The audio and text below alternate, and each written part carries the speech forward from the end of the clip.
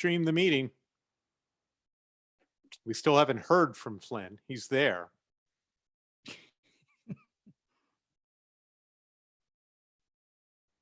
Setting up your meeting for you. Apparently, I should have not waited until 1 o'clock to hit that.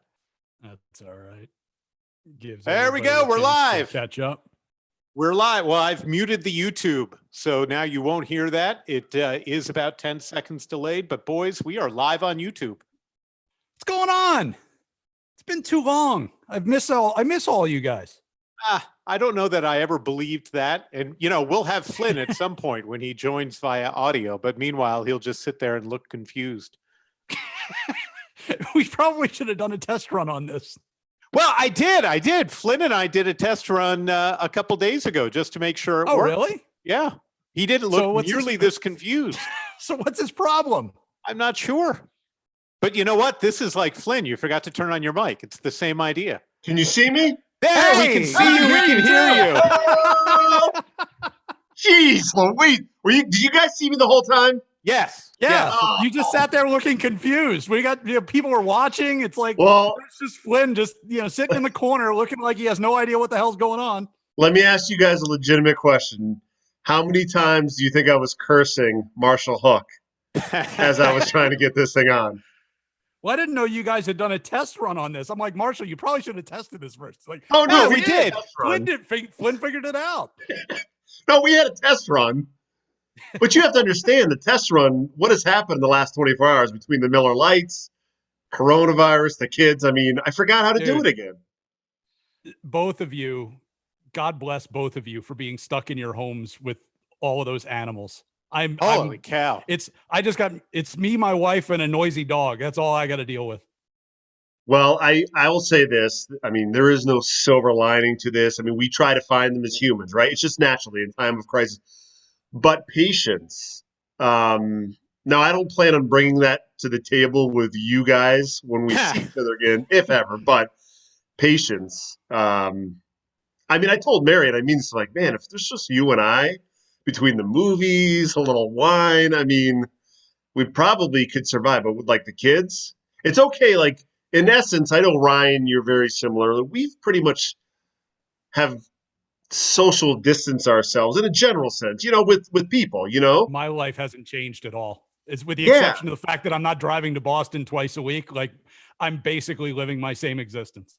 But it's the kids. Like they don't have anybody to play. They're their peers. They don't have, like and listen, I can look at myself. I'm probably, ruining their day more than they're like grinding me because they don't have any kids. I could live with just Mary and I, or I could live with myself most of the time by myself and read a book. But like the kids, they don't have peers. Like they can't function properly. Right.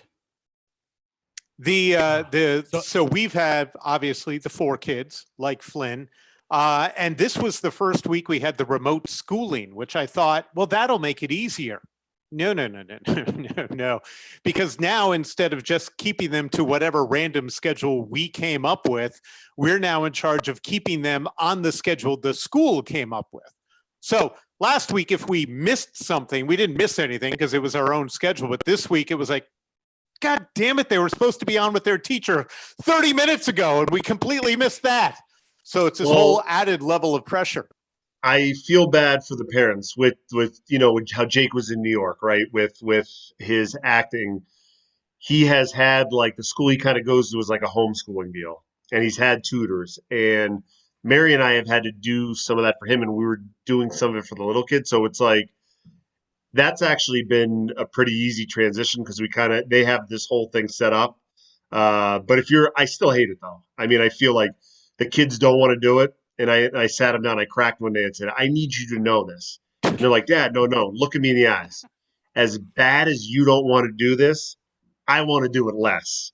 So like, let's figure this out. But, if we're not like most people, like teachers, there are professions, right? I really do think like you're kind of like born in, like you have this, you need, right? Everybody has to have certain traits to be good at something, right? With a gift, a gap for this or, but like teachers, right? It's patience. It's like how to talk to like younger kids, like care what they have to say. Like dude, parents aren't, we're not wired for that. If that was the case, this would be like the 1780s and we'd be in log cabins, like teaching our own kids, man. It's not our job, It's been trying and to work from home at the same time, like to have, I'm logging in to channel 7 at 7:30 in the morning, and my cell phone is now the desk phone that people like, it's forwarded to me. So I'll be in the kitchen and I'll be like, 7 News, Marshall, can I help you? While trying to make somebody lunch or doing something like that, or muting that so I can listen to this person while talking to that kid over there. Well, I don't think I think it's hitting the parents. Like, it's just, there's a natural order of things. And whether it's your daily routine, whether it's like the kids off to school, whether it's, you know what, Ryan? Like, I'm surprised, like, not for nothing, like you being around more than usual, like, if your wife hasn't said it, she's thinking it. She's kind of sick of you. There's no doubt. You know what I'm saying? Like, there's this like natural order thing, and that's fine though. That doesn't mean we're bad people, but there's like certain things that, and when it just rips you out for this pandemic, it's like crazy. Like, I think like we all know the economic ramifications. Certainly, people getting sick and dying, but like the human psyche. Maybe I'm overthinking, but like the human psyche of people just doesn't add up. You know me, I work 7 days a week. I have for most of my life. So I'm gone at some point every single day. This is day 29 for us. Because we got a jump start a few days before everything shut down. My wife got a chest cold, and it was like, we don't know if this is coronavirus or not. So we have to stay home. And so I've been to the grocery store 3 times in 29 days, and that's pretty much it. Ooh. Yesterday, I made a booze run. I went up to Nashua. Only one booze run? I was going to say, how did you survive? Are you making your own booze? We keep the house pretty well stocked on a that's regular right. basis. You are. Like it's we're not that far away from New Hampshire, so I go up and I pack up the car and I bring it all back. I was, believe it or not, though, because we haven't seen each other. I was a little worried about him. So I went to his wedding, and for his wedding, of course, they gave out these shot glasses, and it had their name on it, the date, cool stuff. Like, it's something like I like when people give me something at a wedding that legitimately I can use or enjoy, right? So whenever I use it, I was like, I'll text you and give some anecdote like, oh, it's always my best friend or something stupid. Well, it was like 2 weeks into the virus, and I'm like, dude, the first time I broke this out, can't you believe it? And this guy usually texts me right at crickets for like a week. I'm like, oh my God, Johnston's up. I'm like, I didn't want to follow up because I didn't want to, I figure, he's got some bigger fish to fry. But one trip, like, where you put... we have a basement. We got shelves in the basement that are stocked up. We got all the essentials. We got toilet paper. We got booze. We're all good. Are you the asshole that has it all stored up, like toilet paper and wipes and all that? Because your wife's smart though, because she's in the business. Yeah, she's like, we actually have my mother-in-law works at Walmart, so we have a little bit of inside. Oh my God! Yeah, and you don't tell me about it. Oh my God! The back What am I going to do? Deliver paper towels to your house? Dude, I got a mask and gloves. You're not going to. Oh, come on! I'll come and pick it up, dude. You just throw it in the. Listen. You drive by and whip it out. The car, I'll wipe it down. So honestly, a couple weeks ago, we never did the hoarding of the toilet paper. We just were kind of watching our own, and with 6 people in this house, watching our supply dwindle. And I was at the Walmart, and they had restocked. And so I texted I'm like, listen, I'm here, to people in the neighborhood. We have a couple neighborhood text strings. I'm like, if you need some. And a couple people said, yeah. So then I buy some extra, and I did literally what you're saying. I pulled up, honked my horn, threw it out the window onto their driveway, and then drove on down the street. Same thing. There wasn't threw it out the window into the driveway. And there wasn't a limit at Walmart. They did like so there was. We didn't need it. So in fact, I was volunteering to get for other people. You didn't need it. I stumbled on some Thursday morning when I went grocery shopping. Like, first of all, I violated the because I apparently went too early. I went during the old people hours.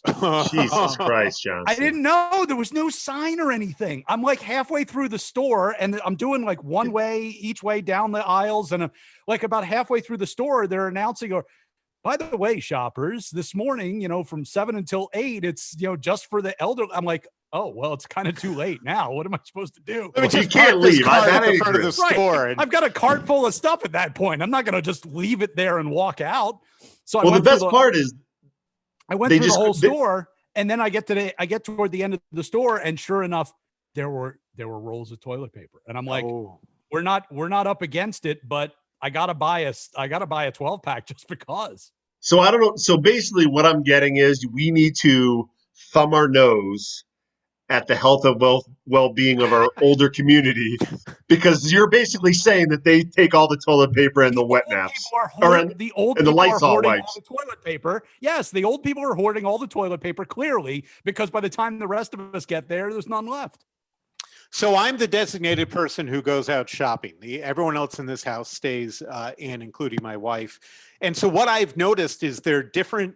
It's not always the toilet, like it's always the toilet paper, but then there are other things. One week there was no milk. Milk and eggs were gone. Next week they were back, but chicken was gone. And now I haven't been able to find a frozen pizza in, I think, 3 weeks. Frozen food aisle has been completely gutted, really? Particularly the frozen pizza. I'm with you. I haven't seen that yet, but I do notice it is weird. Like the first week, you're right, I couldn't get any meat. I'm like, okay. And they had frozen pasta. Then the next week, it's like the juice, orange juice, and eggs are gone. And then the week after, I just think, whatever the supply chain is, when something like that comes in. But I haven't had an issue with frozen pizza, which would crush me, because I think that's been a staple in this house. Well, and so I never realized you shopping, because you and I live not too far. Yeah, kid shopping's different than adult shopping. Like if it was just like my wife and I, like the frozen pizza aisle, you may grab one, but like for us, between frozen pizza, what are those, like tater tot things? Yeah, that's a chicken staple. Nuggets. So, chicken nuggets. Like I went into this morning, they had no chicken nuggets, and I'm like, dinner? I mean, it's like they're not eating, like my kids don't eat like deli sandwiches. They're a pain in the ass. You know what I mean? It's like it's got to be the food groups: nuggets, tots, frozen pizza. That's how it is. It's brutal. So you guys surviving? Did you crack it all? Yeah, I cracked this past Sunday. I was like, I didn't leave the room. Mary's like, "You're all right." I'm like, "No, man." I'm like, because you know what it is? I didn't keep the tunnel vision. I just looked ahead. Like it wasn't like, get through today or get through tomorrow. I was like, oh my God, I may be stuck here for 2 more months. No, the best thing for me has been having this dog that I generally hate. I hate our dog, but just like an hour and a half ago, I had absolutely nothing to do. And I'm like, you're going for a walk. She was dead asleep. I woke her up. I'm like, no, you're coming for a walk. We're going for a walk because it's nice outside and I want to go outside and I've got absolutely nothing else to do. Our dog the dog is getting me outside. Our dog is loving life. It's like both parents home all the time. He's getting more walks than he ever does. He's got more people walking around the neighborhood that he can bark at. It's like his dream life. Hey, did you hear that, Marshall? He goes, both parents are home. These people with no kids. Isn't that like, aren't they insane? They have no clue. You know what? You're not a parent if you can lock your kid in a cage, okay? Yes. That's not how it works. Some way, somehow. True. I've been to Flynn's house. RJ and his wife are going to make a huge mistake and have a kid, and that poor dog, will never hear about that dog again. You'll never see it on Facebook. You'll never see it on Twitter. You'll never see it on anything. We'll be like, RJ, what happened to your dog? Like, oh, no, it's still here. It's just, we don't really talk to it anymore. The dog that we had when our first kid was born, long dead now, but I remember the height of patheticism for that dog. I would be sitting on the couch and I'd have my feet up on the ottoman and there was like a space between. The dog would walk underneath there and go back and forth, basically petting himself with the underside of my legs. That's how abandoned basically that dog was at that point. I'm like, yeah, whatever. That's the most petting you're going to get. Dogs, though. Because now all of a sudden you wake the poor dog up. It despises you, trust me. And yet he's still going to go for a walk with you. Like, how do you like cats over dogs? I mean, I don't want to go off on a tangent here. You know, we Oh, we I don't hate really cats. have I time on our loathe hands, cats. how the To be hell would you clear, ever like cats over dogs? That's just a lot about you. me? No, not you in general. If you're a Oh, cat person yeah. over a dog I was person. going to say, I hate cats. I get No, no cats. no. I mean a cat person. I mean, they're probably good people, but I never understood that. And that's a perfect example. Marshall, you have giving nothing to that dog. No. Despises you. You wake it up and it says, you know what? You hate me, I hate you, but damn, it's a pandemic and you need a walk. And he still Let's does go. it. And then she couldn't have That's been a more dog. excited. We walked. I picked up her crap. It was wonderful. Oh, We're by out the on the way, bike path. go ahead, RJ. So Flynn, I noticed that you, like I, have not seen a razor in a while. No. Boy, you're even gray. I was worried about the gray on my beard. You're like full gray. Well, you knew that. I mean, you saw it. You see it when we. I mean, that's why I'll have to be honest with you. The lady used to like when I had the goatee thing. She said you should grow that back. I'm like, do you see my beard? It's gray. I look old. I look old and fat as it is. Like I start putting a gray beard, it's just not good. But This yeah, is the it's bad. longest. Huh? This is the longest in my life I've ever gone without shaving. I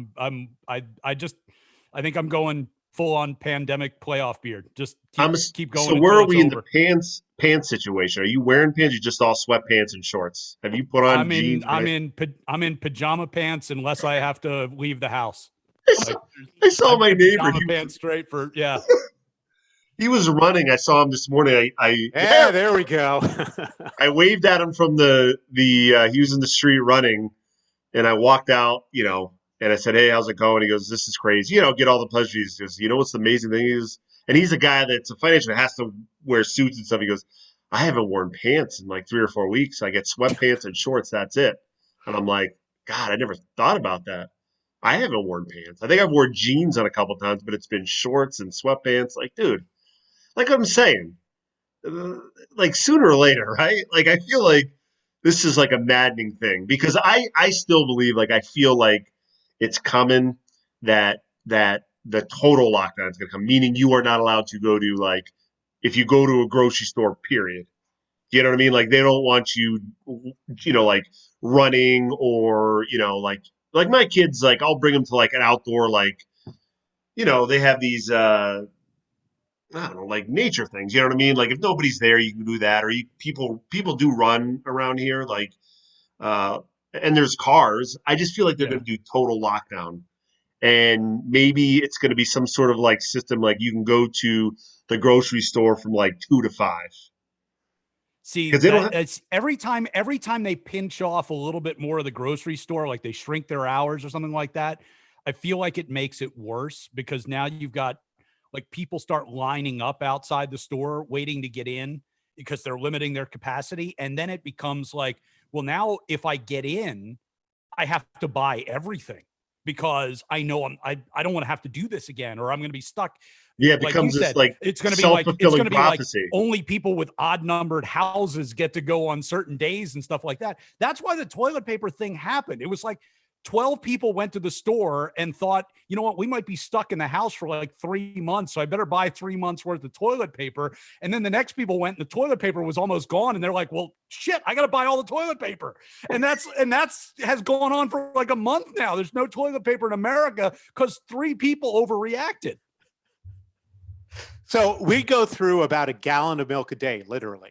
And so when I go to the grocery store, I'm buying 4 or 5 gallons of milk, and I feel the need to explain every single time. I'm like, I'm not a hoarder. This isn't even going to make it to the weekend. This like dinner last night. I got. You know what, Marshall? Let me recommend this. Why don't you just moderate a little bit on your milk? I mean, for the love of God, it's like, it's not that you're hoarding. You're just like, you don't need like. Just dinner one. last So I night, went there and all they have is like the full fat you have milk. to remember, What do you call it? Flynn, you have to remember, Hook doesn't drink. So, yeah. Oh my God! To be clear, you and I are get as reaching, much milk as when you you want, and I bro. are reaching for the vodka, he's going for milk. I don't drink a gallon of milk. This family drinks a gallon of milk a day. Dinner last night, we sit down at the table. I pour 5 glasses of milk. That's a half gallon right there. You have milk at dinner with you? Yeah. Really? Tom Brady. Who does that? Hey, by the way, we have a comment, a hockey question. Oh, RJ. Are you ready for a hockey question? I don't remember what the game of hockey is, actually. It's been so Were long. the Bruins any good? I can't remember. Adam says, and I will read it directly. And by the way, no FCC here, so I can read his comment word for word. Nice. Can we bitch about Kevin Miller still not having enough time to be ready? Fucking ridiculous. So says Adam. So I like that the very first sports comment we get is something angry and negative. Vitriol is what we're all about. That's absolutely. That's what you should. Team was in first place in the league. Let's be pissed off about it. Absolutely. I think, RJ, we could agree they're not coming back, right? I can't see how they're going to pull it off. Just because even if it clears up in a month or two, how do you get the guys in shape, right? And then get them physically ready and play at a certain level. Yeah, I mean, they're talking about coming back and doing, regular season games first and then the playoffs, and like they don't want to limit the series. Like, well, you know how long the Stanley Cup playoffs takes to begin with? I mean, that's like a 2+ month stretch. Like you're not going to be doing that in July and August. I can't see that happening. Well, my biggest thing is, like, I get, like, hey, if it was a few weeks off, okay, you come back and get ready to go. But as an athlete, right, at some point that pendulum shifts where it's not really about, you could be fresh, but now it's about you're not really in that game shape. You know what I mean? And they don't even, like, most of these guys don't even have ice to skate on. So that's a good point. It's been a month since these guys have been on ice. That's a long time away, because even during the summers, most of them are skating all the time. Hoops makes more sense, right? These guys can play in their yard and kind of stay in shape that way. But hockey, right? You're right. Take that. Where are they skating? What's open? They couldn't even get on the ice. Yeah, and basketball you can play during the summer. They play the Olympics and stuff during the summer. You can do that. And I think actually if they delay next NBA season, so if they end up playing the NBA during the summer and then delay until like Christmas to start the next season, I think that'd be better. I mean, you think about it, if I'm a millionaire NBA guy, I can build a court in my house. I probably already have. But it's not like the hockey guys have, home ice rinks down in their basement. So the NBA people, a lot easier to stay fit. And we know that baseball players are fat and out of shape to begin with. So they don't have to worry about anything. They can just go tomorrow. I mean, maybe the pitchers, right? I just love the ideas, the ideas that they're throwing around. Like, okay, so here's the deal. Ready? We're going to take all the Major League Baseball players and we're going to move them all to Arizona and confine them in the Phoenix area. And we'll play all the games and we'll have like 100-game season and then we'll play the playoffs. And I'm like, in what planet are these guys going to say, oh yeah, I'm just going to leave my wife and kids behind for 4 months and go to Arizona? Now, I'm sure a lot of them would probably love to do that, but Flynn would love to do that. I don't give a shit how much money they're paying you. You are not leaving me with these kids in quarantine for the next 4 months. Well, I mean, I think if they had to rank the reasons for not doing it, that would probably be in the bottom of the top 10 list, leaving the wife and kids. But all kidding aside, like, that being said, right, even if they had you could bring your wife and kids or something like that. So you're going to keep them in the Arizona area for 4 months and 5 months, like what I want to have happen is they've floated an idea of the NBA going to Vegas and playing and like holding up the entire NBA like at the MGM Grand Complex, and they could play it. The MGM Grand Garden Arena, and there's the new arena across the street, and there's the Orleans. They could do all of this stuff, and I'm like, that is the ultimate reality show. But where do they stay? In the casinos? Yeah, you stay. Well, the casinos are shut down, right? So they could use like the hotel, the MGM Grand Hotel, put like 700 NBA players. You can bring in dealers who have to live in the hotel. You can bring in hookers. You can bring in everything that you need for a good NBA season and have it right there in the hotel. And that would be the greatest reality show on television. I would love to get a job bartending there. Right? I mean, you want to talk about those stories. Bring in like 18 wheelers full of weed for the whole league. It'd be great. Is that's legal in Vegas now, right? It's legal just about everywhere. Yeah. Is it legal? Good. Well, it's legal in the NBA now, right? Well, it has been for a while. They don't test for it. Yeah, they just don't test for it. Yeah. Somebody wants to ask about Dan Lifshatz, who I love Dan Lifshatz. Well, I hope to have him join us at some point on the Weekenders. But I don't know what this person is talking about. So I'm just going to recognize that somebody wanted us to ask about Dan Lifshatz. How are the bankroll boys, man? They got nothing to bet on. At this point, they're betting on like South Korean tennis, I think. So I almost won $1,000 on DraftKings last night. What were you betting on? Betting on the show Shark Tank. Oh, okay. So the DraftKings app is running these things because there's nothing to bet on. I'm actually opening up the app right now to see like what's going on in the world today. Belarus soccer is apparently still happening. You can bet on that. Oh, okay. Moscow table tennis is on there. Nicaraguan soccer, but they've got. Is that like a league? Well, they probably got a league down there, right? It's probably like a league, still right? Playing. Leave it to the third world countries. They're like, no, we're just going to keep playing. They got bigger fish to fry. But if you go onto the app every day, they've been putting out these like it's free to enter for these pools, and so you can bet on like when the NBA is doing their horse thing this weekend, you can bet on or you can make picks. It's not like betting. You get on for free, and then they have like free prizes that they give away. This is like $1,000, $2,000, whatever. So we've been entering these things. My wife's been entering them. I've been entering them. Just, give us something to do. So Shark Tank last night, I got 11 out of 13. Two people got 12 out of 13 right. They got $1,000 a piece. I was like, how many entries are they getting for this? Thousands. Wow. These people they need to bet. I think that's what it comes down to. I got to give credit for anything. That's what's great about it. It's like $0 to enter. So you just make your picks. Like I'm betting on. There's one for like Real Housewives of whatever. Like I don't even know who these people are, but it's like I guess at random. So wait, you're not actually putting money down. They're just they have some. They must have had something down for the wrestling, right? Just so they can keep traffic up on their website and people interested in them. Did they have WrestleMania stuff? Pool. Yeah. They had one for. How brutal was that, by the way? Basically, anything that's happening live that you can watch on TV, you can bet on. You can enter one of these pools for. Hey, how bad was that WrestleMania with no fans on? Wasn't that weird? You don't think that was weird? Sucked. No, it sucked, and that's why I think it's a bad idea to bring the sports back, even though you want something to watch on TV. People don't understand when you watch something on TV how much the excitement of the crowd impacts the excitement that you feel in that game.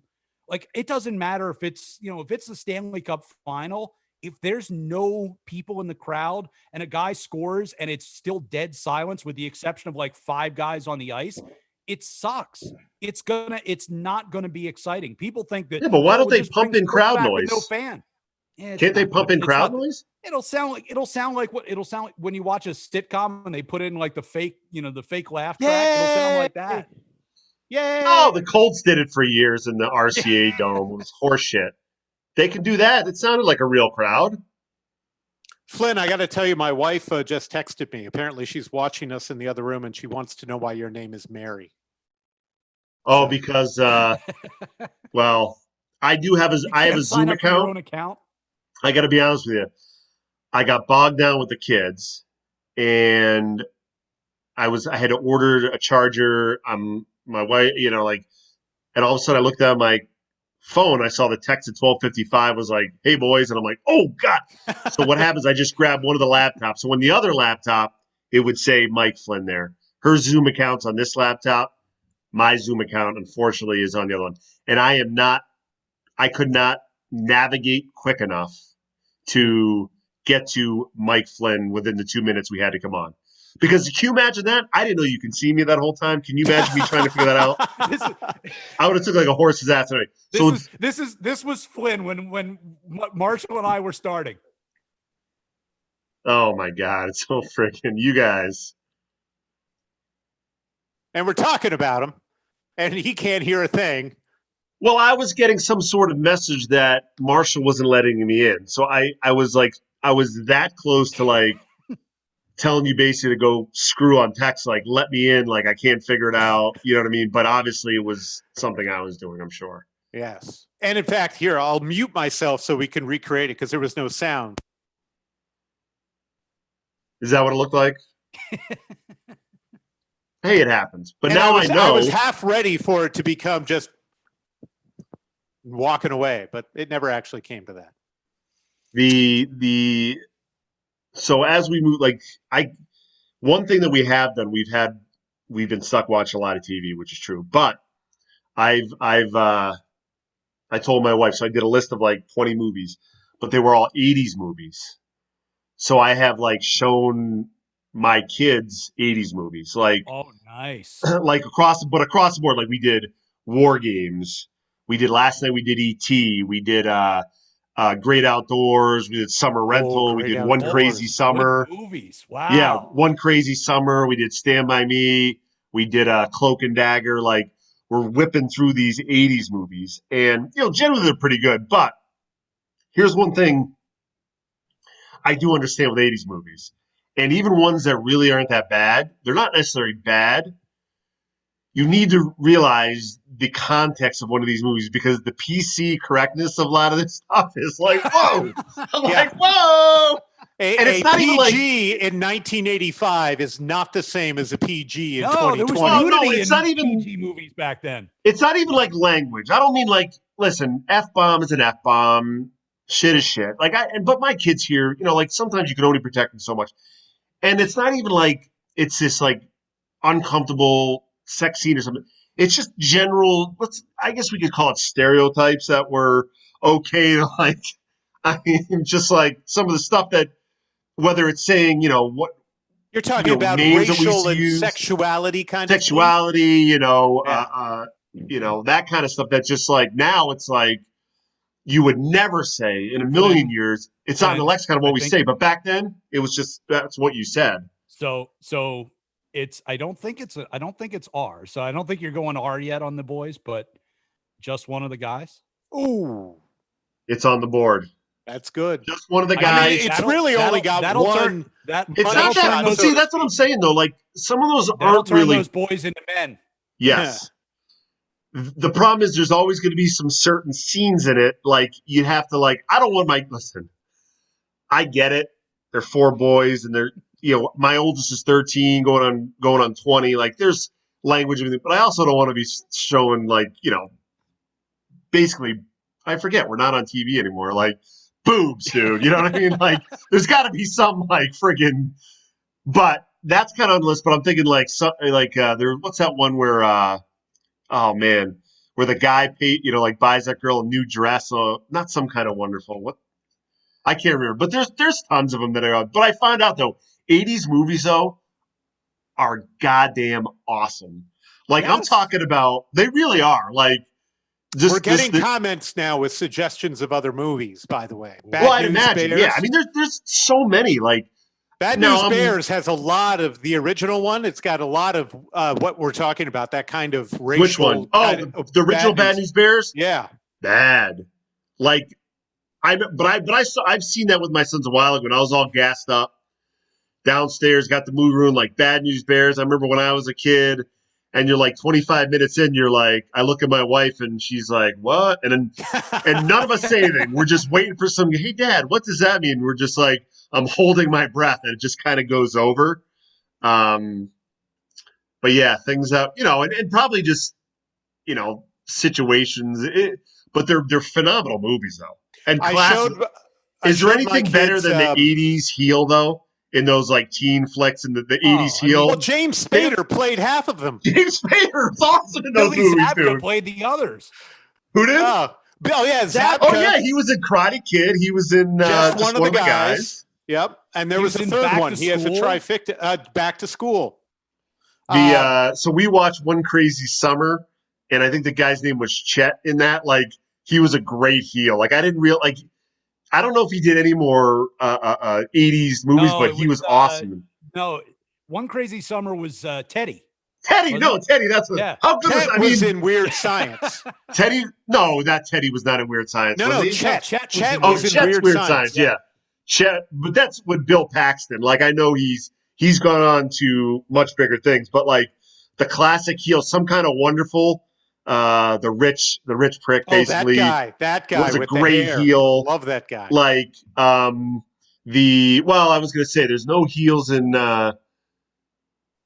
sweet 16 Candles. It was Jake Ryan Flynn, but it ends up being like the cool So kid. someone mentioned 16 Candles here in the very comments. Good movie. That's on the list. But you talk. But you got to be careful. Well, that one you've got consent issues. You know, they basically he takes his drugged and passed out girlfriend and gives her away to a boy. Yeah, a bit of an issue. Then there's an Asian character in there. So my wife went to bed early last night. I was up and I was watching American Pie was on cable last night. Oh. You want to talk about some issues? Oh yeah. Ooh, that apple pie gave no consent.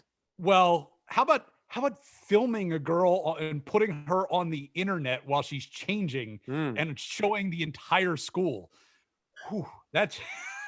I mean, it's like when did we? Like halfway through that movie, and I'm like, man, wait, we thought that this was okay, huh? Oh, dude, I remember like it was yesterday when I saw that movie. I was visiting my aunt and uncle. They live in this like shitbox town in Pennsylvania. God love them. I went to visit them, and this was obviously me and Mary and I weren't married then, and we're like, let's go check out this American Pie. You want to talk about bent over laughing like you couldn't believe? Mary too, you know what I mean? And like would never think. Now you look back like, yeah, that doesn't seem all that good. You know what I mean? Like, and I think it's some of those politically incorrect moments in those 80s movies that, you know, you kind of laugh at some of the things a little bit now, but you kind of like, it's okay. Maybe we were grandfathered in to laugh at that, but I don't think our kids should be allowed to laugh at some of that stuff. There was maybe a couple years ago, I showed my wife, because she's younger than me. I showed her Eddie Murphy Delirious, which is one of the great stand-up routines of all time. But my God, it is unbelievable. Like, I don't know if you had to edit that down for like PC times, there'd be like 3 seconds. You might get 5 minutes out of it. Good night.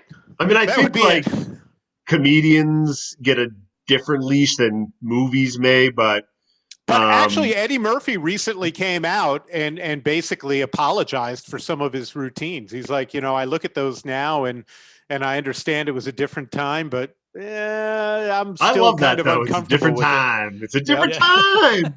You can get away with a lot. Just be like, hey, sorry, a different time. What do you? That's assault, brother. Hey, it's a different time. It's a different. You know, I got drunk and beat a guy up. It's a different time. You know what I mean? Like, what does that mean? No, but the Eddie Murphy stand-up. Well, I mean, doesn't he? He just. By the way, he did this. I don't know if you've seen it, but he signed that new deal with Netflix, right? Huge money, and he did that Dolomite movie. I saw it. I don't know if you guys saw it. I thought it was pretty good. But he's coming out with new specials and everything. So, of course, like 40 years later, you're going to apologize now like it's horseshit. I mean, you want people to tune into your special. Well, that's what I'm afraid of. Like, he's going to do stand-up now. Like, he hasn't done stand-up in like 30 years. And the constraints on him, I can't imagine it being any good. Well, no, because he's a guy that said that shit. You know those comedians that like you sit there and watch it and you're laughing your ass off and you're cringing, but he's saying all that stuff that everybody thinks but nobody ever says, and they'll push the envelope. You know, like a guy like Bill Burr does that, David Chappelle. Those guys still do it now. But even then, like what Murphy did probably back then is probably worse than what those guys do now. That's Chappelle's whole bit now, though, is like, let me just push the envelope and see how far I can push it. And how. Well, did you see? I didn't think so. You thought his last special was like that? That's exactly that's the thing was called the last one. It was called like Sticks and Stones or something like that. Funny. It was designed. But it was designed to piss off 90% of the audience. Yeah. And like Eddie Murphy won't do that because he's like too worried about his image now. So like he's going to be toned way down. You know, it was Bill Cosby who was wildly critical of Eddie Murphy back in the day. He was like, you know, you can be funny without talking like that. And then when Eddie Murphy was on SNL when he hosted last year or earlier this year, he's like, yeah, who would have guessed that he's the one in jail and I'm the one hosting SNL at this point. You gotta love that, like revenge and vindictiveness and has no like. There's no statute of limitations for that, right? Yeah. Like at this point, I think we can assume Eddie Murphy won that. By the way, so someone else mentioned a movie. I don't even know what it is. Quick Oh, it's a Change great with movie. Bill This Murray. is a great movie. I don't know Love this that movie. Is that All the right, one where he so- robs a bank or something? Robs or? a bank.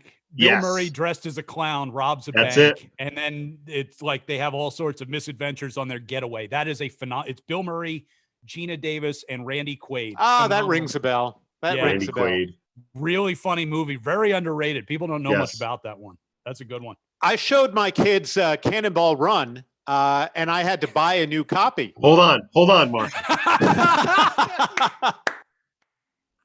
I, for some reason, didn't have my copy of Cannonball Run. Okay, so tell this story again. You lent him or gave him? No, so he's Cannonball. confusing. So remember, I mean, you, Ryan, you and I were both there for the grand opening of the man cave, right? Flynn has this new house. There it is.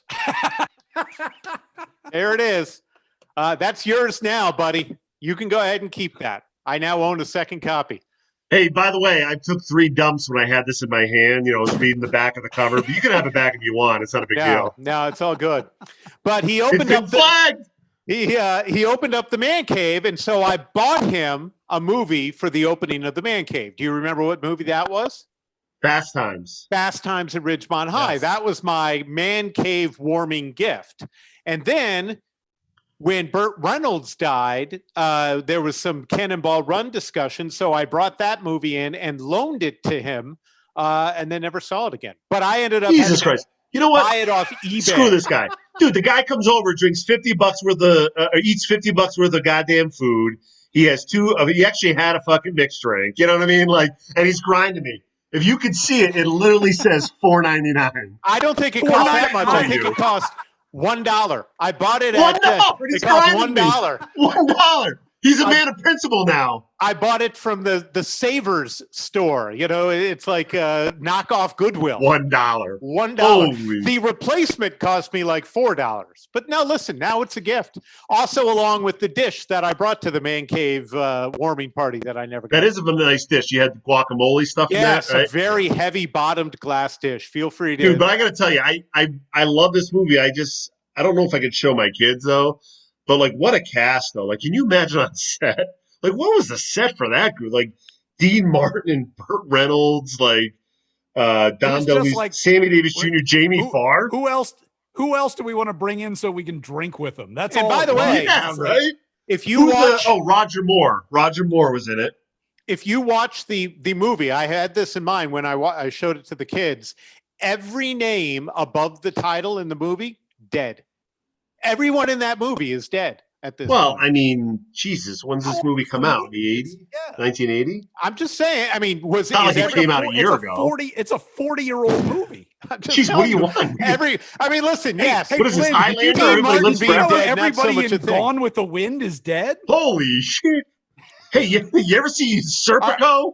Johnston? Every cop Tommy in that Farrah movie's Fawcett dead didn't except for die a little Pacino. before her time. Come on now. No, there's Yeah, but even that was like 10 years ago. She'd probably be dead by now anyway. what a sentimental bastard. My God, at some They're all point you gotta let dead. it go, man. They're all dead. Everyone's dead. Well, I mean, not for nothing. Sammy, Dean Martin, brother, that's I mean, fine. Jimmy the you Greek can make a being case they dead. went a lot That's not further my than they point. should. Dom DeLuise being dead. And by the way, Dom DeLuise got the shit kicked out of him for the entirety of that movie. Burt Reynolds just hit him the entire time. And if you watch the outtakes at the end that play over the credits, same thing. He's just slapping him all the time. Oh, hey, listen, I got another one for you on the Cannonball Run front. Have you guys, and it's an awful movie, but yet I love it. Have you ever seen Stroke Race? It's Burt Reynolds, Jim Neighbors, the guy that was in, what's his name? Gomer Pyle. Yeah. Yeah, Gomer Pyle. Yeah, those are the two leads. And Jim Neighbors plays his Dom DeLuise in that one. And it's and the girl in his was they never got married. What's her name? Not Dolly Parton. The other one. Oh God. You're from WKRP in Cincinnati. WKRP, and Oh, she was Lonnie in, Anderson. Lonnie Anderson, and she was the lead in that. You've never seen that? He's a race car driver. Yeah, I was going to say it's like a race car driving Oh movie, right? my God! Do yourself a favor. It's friggin' and Hightower from Police Academy's in it. He's another, and the main guy is the guy from Deliverance, Ned Beatty. and that's another lead. He's like, oh my god, Ned Beatty. I gotta say this it's a crap movie. It's entertaining, but crap. You like it because it sucks, if that makes sense. But Ned Beatty was phenomenal in it. Well, that was the group that Cannonball Run came from. It came from. I gave my kids a choice of 4 movies. They could watch Xanadu, Cannonball Run, the original Clash of the Titans, or Flash Gordon. All of them bad movies, but really good bad movies, good bad in my movies. opinion. And it's good to see that Ned Beatty didn't get pigeonholed, after he was squealing like a pig in Deliverance. I mean, this guy's got range. I mean, that is a career-defining role. Career-defining moment, brother. You don't really get looked at. Dude, I gotta tell you a good after that. I gotta tell you a good story about Ned Beatty and that scene. Believe it or not, I actually have a story about that. So my roommate, when I was with the Ravens, I got to tell you, again, no FCC here. You go ahead. It's Johnston, relax. This is going in a good place. Sure, so anyway, I'm sure it is.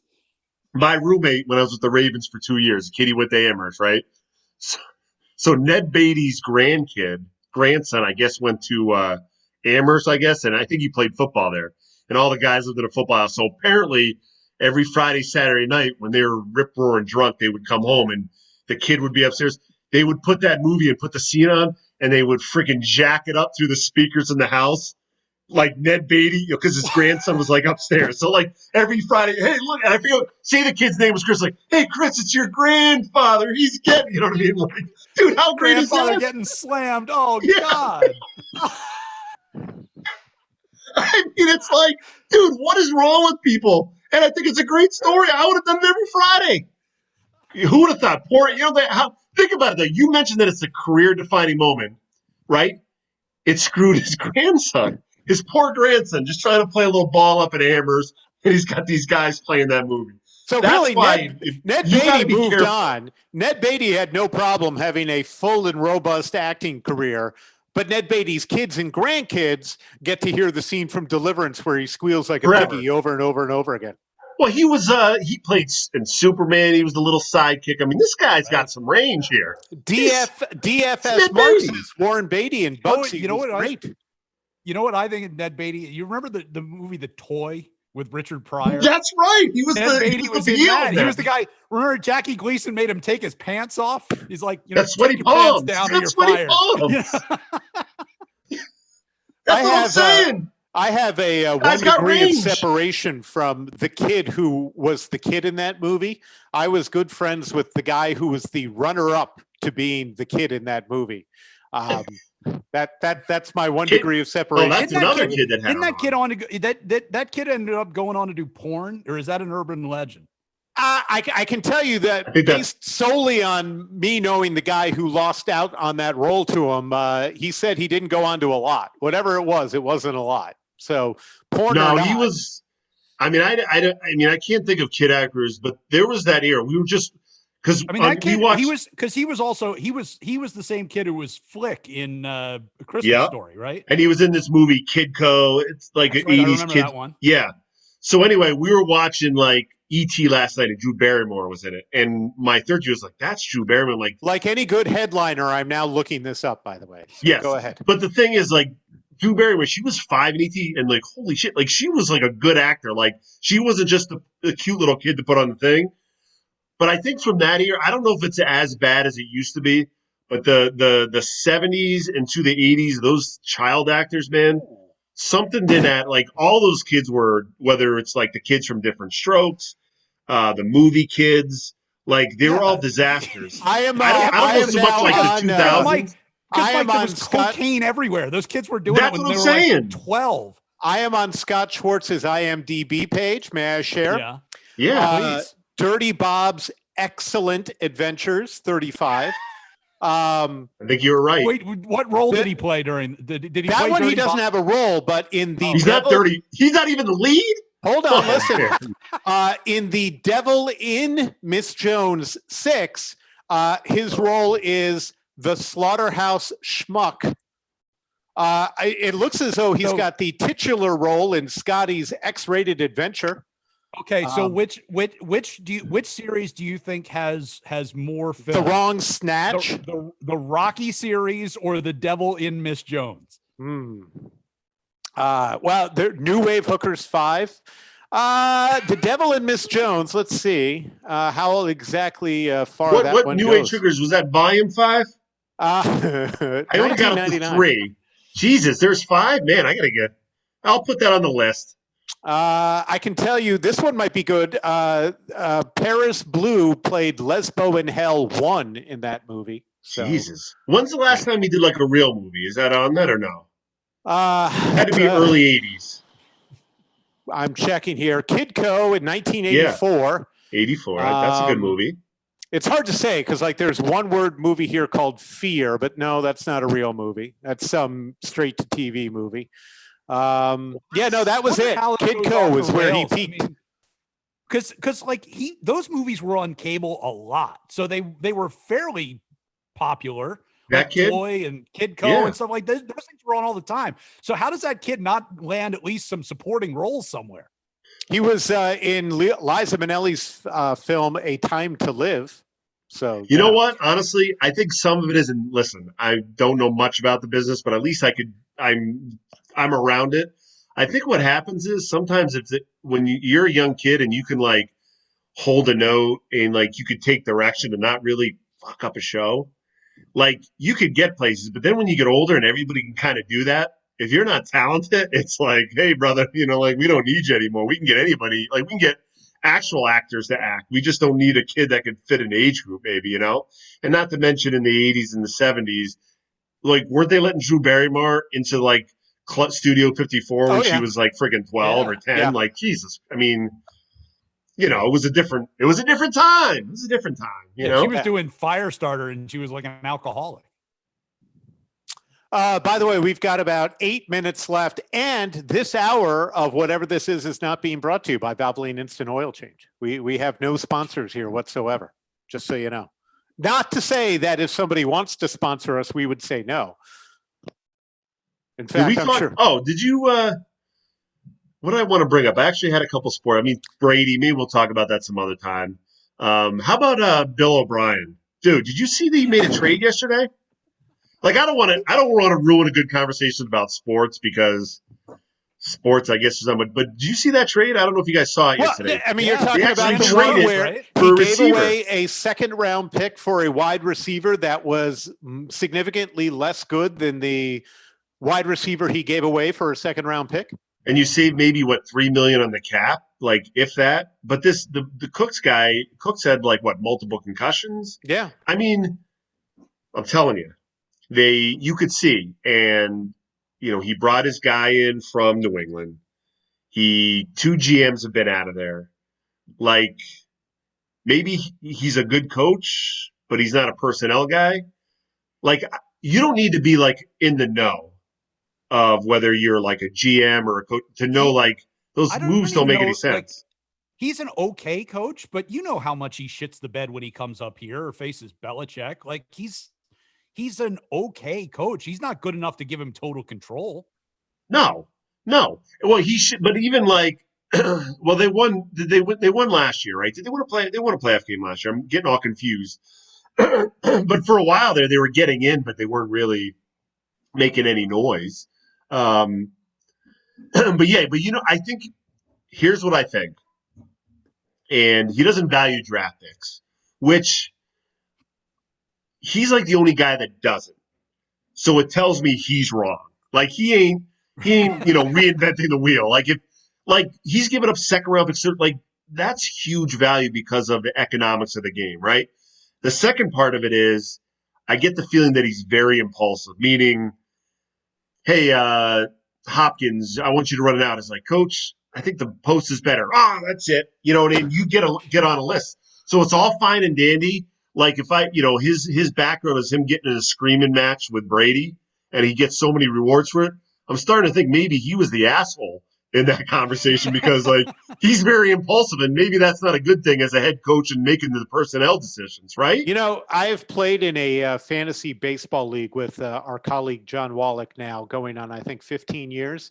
Bill O'Brien and John Wallach are very similar in that trading with John Wallach, he'll be like, boy, I really need pitching. And you're like, all right, well, here, give me that hitter and I'll give you this pitcher. And then like 4 days later, he's like, boy, I need a big bat in my lineup. I'm like, John, you need to kind of think about all of this together at once. And that's Bill O'Brien. Like, boy, I'm done with this wide receiver. I need a second round draft pick. Trade.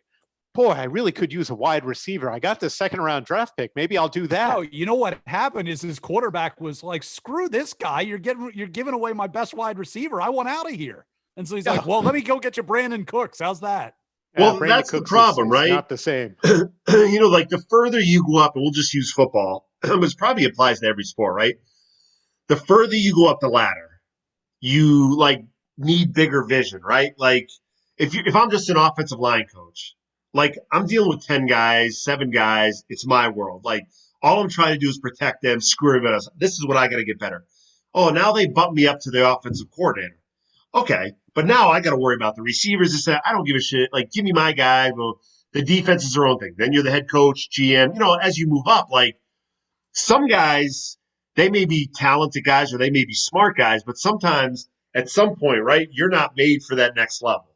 So Bill O'Brien certainly was a good offensive coordinator. I don't think anybody could deny that. And I think he's a good head coach. I mean, he went to Penn State with all that crap and dealt with that. But he took that next ladder where he wanted total control. And, like, maybe it works out for him. I mean, who knows? It's not like Brandon Cooks is a dog, but he's always hurt. David Johnston at one point was, like, going to be one of the best guys in the league, but he's a disaster. It's not like who knows? You catch lightning in a bottle, say, and they are what they were a couple of years ago, then he'll get some pat on the back. But it just seems like he has there's not much thinking there. It's like what Marshall said. It's like a perfect analogy of what I think he does.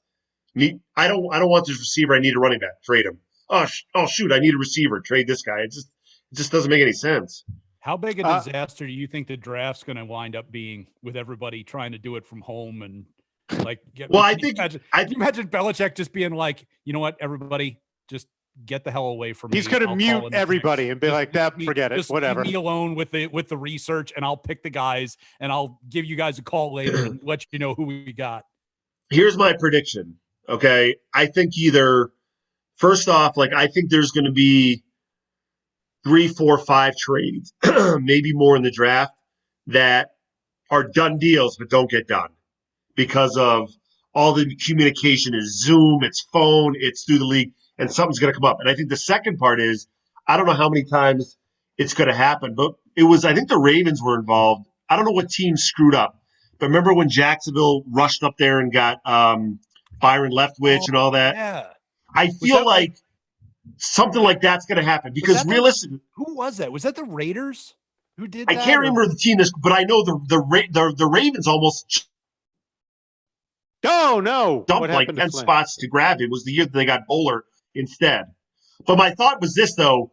If you have 15 minutes, right, you should use all your 15 minutes because you never know what team's going to crack. You never know if you're working a deal and you need to, fine-tune it. There is a good chance you're going to go to the last minute, 30, 40 seconds, right?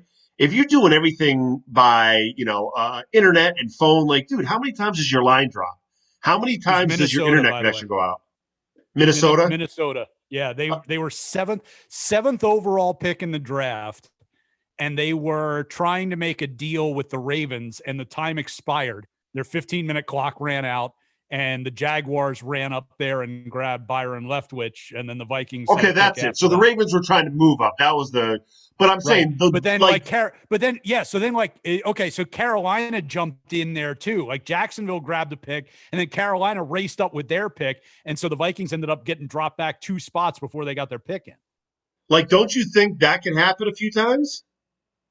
Yeah, you can't leave anything for last minute. No, you're gonna have to. It's I'm gonna be putting my pick in with at least a few minutes left on the clock because I don't want to risk that happening. So I think you're talking to some GM and you're just about to complete a trade, and then you get the frozen screen thing, and you're like, no, say it. Honestly, my internet. I just got a little thing on my computer says your internet connection is unstable. Yeah, and Marshall is frozen. Can you imagine 32 teams jamming into this one pipeline? Good luck. All right, boys, that brings us to the end of the hour. DFS Mark and Ted Barker Hook have been our biggest commenters. Ted also suggests you get a cough button for next week, Mike Flynn, or tomorrow, or whenever we do this. Well, you know what? Fuck you. Yeah, I well, ain't thank you. getting nothing. That's my You're brother. getting a So full you Monty. can tell him. Tell him. Just one more guy in the family for you Dude, not we're to just, like. you got to start to start. This is a grassroots campaign. Yeah. I mean, I go 4 days a week. I'm losing my mind. We just, Well, I when still you have don't to go have to work. sports to talk about, I dude. do too. I'm sitting here. This is where I've been doing my weekday show. This is where I do it. I just sit here and do this. And we're the tip of the iceberg. I mean, we didn't even, we talked, we actually spent too much, like, went around too much. Like 80s movies? Are you kidding me? I mean, and the politically incorrectness of 80s movies, you want to talk about tip of the freaking iceberg now, my friends. Like we got a lot that when you can get away from just talking about the mundane ups and downs of a regular sports season, you can really dissect the human psyche and movies and the history of this awful planet. This is what we do in April when the Bruins miss the playoffs and the Celtics aren't any good. This is our show anyway. Yeah. Or what's that stretch in the summer before and after the All-Star break? Oh, yeah. You know? Well, it was a pleasure, boys. All right, boys. And as I explained to you guys and to everyone else, I basically created all of this and I'm making it available to everyone. So hopefully people will stay tuned here and they'll find the McCone brothers and the McCarthy brothers. I'm just saying that if you don't like me, and we know a lot of people don't like me, you can avoid me pretty easily because hopefully other people will be out here doing this thing. That's all. You piece of shit. I'll tell you what. Well, I'm going to go grocery shopping anytime soon. you guys want to do this. So yeah, I'm game too, Marshall. You're just bored. Hey, everybody, stay healthy out there. You too, boys. Stay healthy, man. All right. See ya. How the hell do you turn this thing off?